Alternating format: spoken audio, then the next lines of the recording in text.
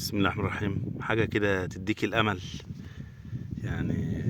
عارفين ده ايه؟ ستات البيوت هيعرفوه على طول، والناس القرع هيعرفوه على طول برضه. ده جرجير يا جماعة. شايفين نبتة جرجير؟ يعني جميلة جدا ورائعة. بص طالع في وسط ايه؟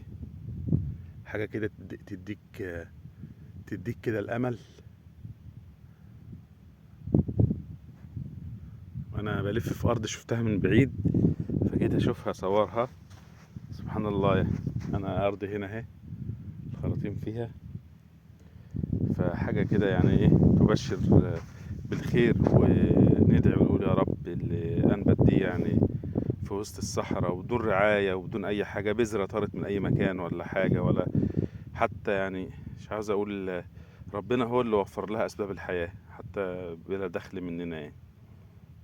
تلاقي ماسورة مية تضرب بتاع مش عارف ايه، منزلة مية كفاية ليها، بذرة طارت شوية سماد مش عارف ايه. سبحان الله يعني. ربنا ينبت لينا ويخضر لينا وليكم كده إن شاء الله.